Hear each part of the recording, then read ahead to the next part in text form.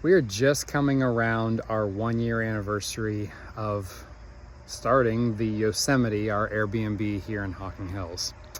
And a lot of people ask me, because I've documented a lot of the steps of buying and then rehabbing and then starting the rental process, they ask me, how's your Airbnb doing?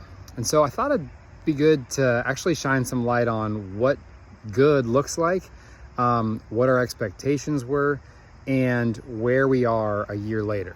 So follow me and we'll discuss some numbers, some feelings, some emotions, and I'll answer the question, how's your Airbnb doing? A lot of times when folks ask me, how is your Airbnb doing? The first thing I go to is the work that's required to keep it up and running. So as you can see here, this is the first impression that some of my renters will see. And it's not a first impression I want to give them. I see weeds and it's not super clean in this flower bed. So little things like this add up. So 5 minutes here, 5 minutes there, fixing some little problems can turn into a lot. So as I relate to like the time aspect of Airbnb, there is a time requirement. And the good news is I enjoy driving out here. It's an hour door to door. I enjoy driving out and actually fixing things. But there's certain things that kind of, aren't the most fun, like weeding.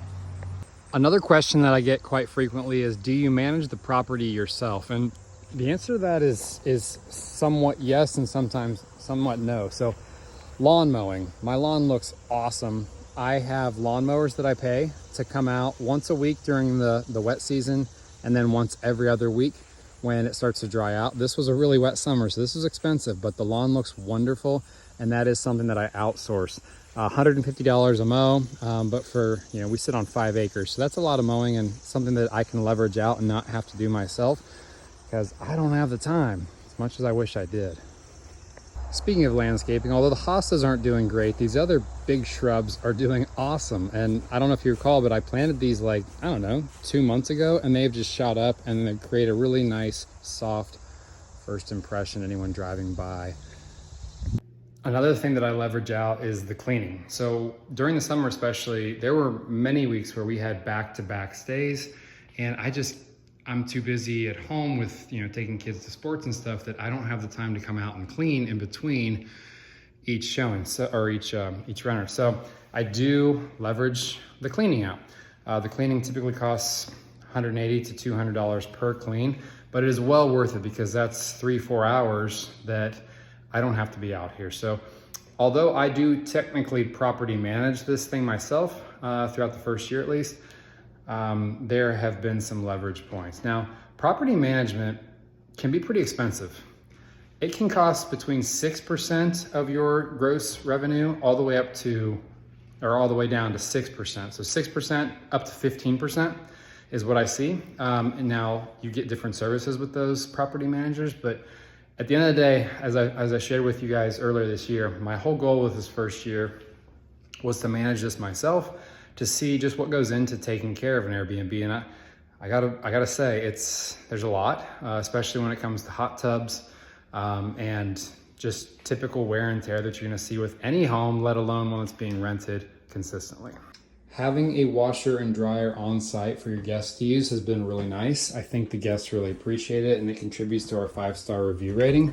The other thing is a hot tub. Now, golly, this thing has been a beast, if I'm being completely honest. Just the maintenance from a chemical perspective, I hate to say it, guys, but there's some dirty people out there who get in these things, and then you gotta empty and refill, and that process does take quite a while. The chemical process isn't hard, it's not complicated, but a hot tub at the end of the day is going to take some time. It's also going to cost you a lot of money on your energy bill. So things to keep in mind if you're considering an Airbnb. So I say all these things really transparently, not to scare you or to push you away from opening up your own new business, which is what I consider this. An Airbnb is a new business. What I'm trying to do is just spotlight what goes into that question, how's your Airbnb doing? It's multi-layers, right? So how's your time? How's the financials? How's your stress level? Those things all go into the answer to that question, how's your Airbnb doing? So let's talk about the financials. I'm gonna use really round numbers. They're not exact here because I don't want to bore you. At the end of the day, my goal with this Airbnb year one was to make $1. That means taking my mortgage payment, what I owe, then what I make, hopefully at the end of the day, after rentals and stuff, I'm making $1. Well, flash forward 1 year, our mortgage payment, I'm gonna, again, use round numbers, $50,000. Through Airbnb alone, we made $49,000. That's great. Well, I forgot about 3/4 of the year through, we also added VRBO as an option, as a rental option. So we made $9,000 through VRBO. So end of the day, yay, $59,000 was about the total dollars that came in. $50,000 was the money going out. Therefore, in theory, we netted $9,000. This is huge.